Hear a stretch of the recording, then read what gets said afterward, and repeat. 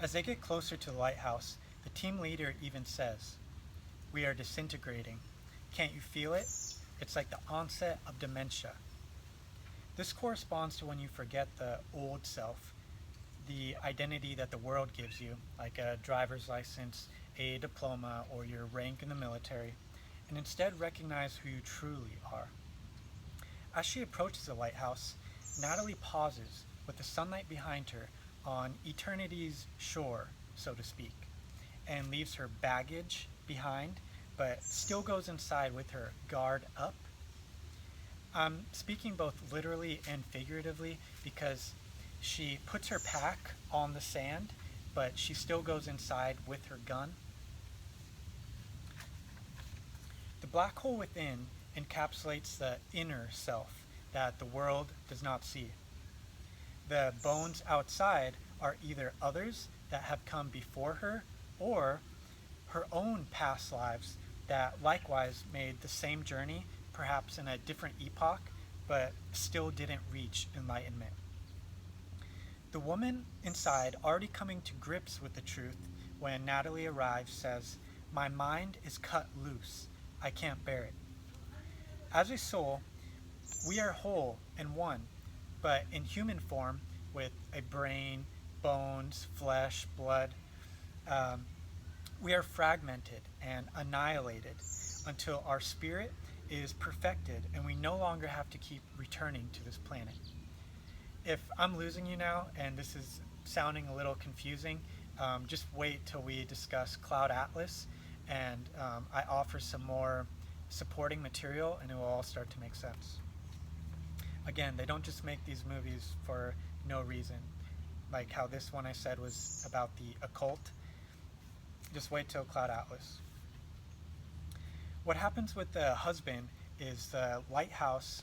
What happens with the husband in the lighthouse is he allows the true self to burn his false self, and his real embodiment takes his place. But obviously, he has trouble back in what we consider to be the real world because he can't cope with anymore with getting a cozy job or buying a house with a white picket fence and settling down in the appropriate way because he sees how meaningless it all is.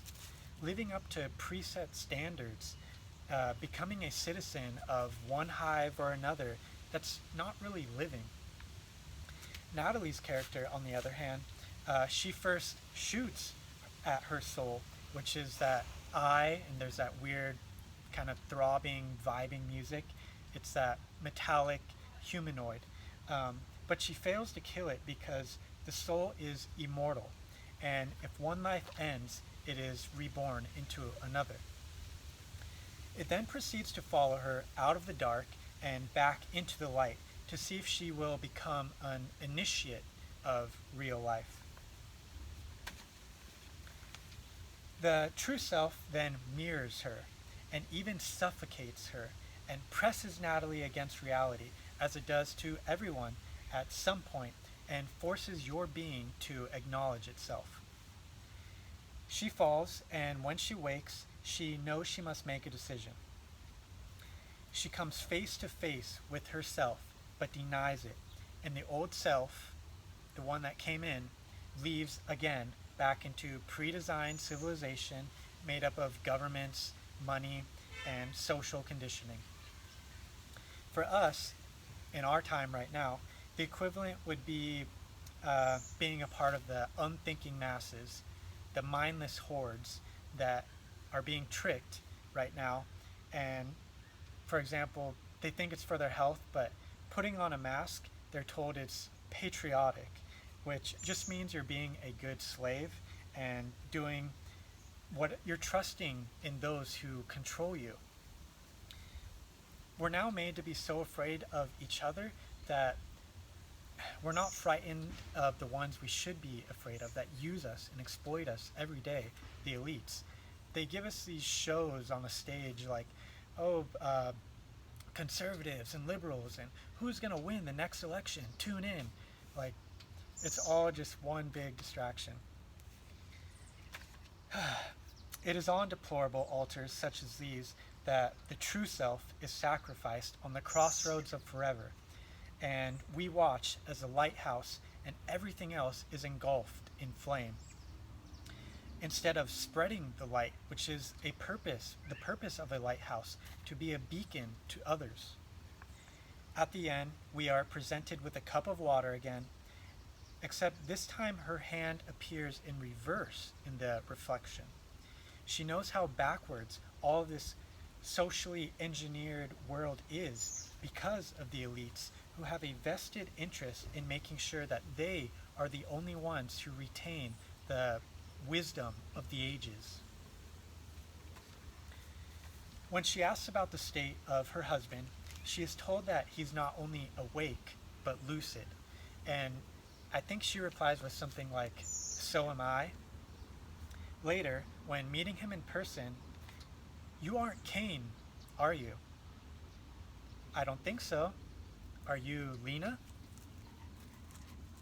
Even though the husband did ascend to another plane of consciousness and become who he was meant to be, and although she didn't, at least not in this lifetime, Lena still has an idea of it, even though she turned it away, unlike him.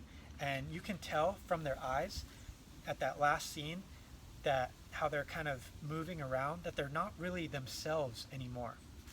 Now they know something.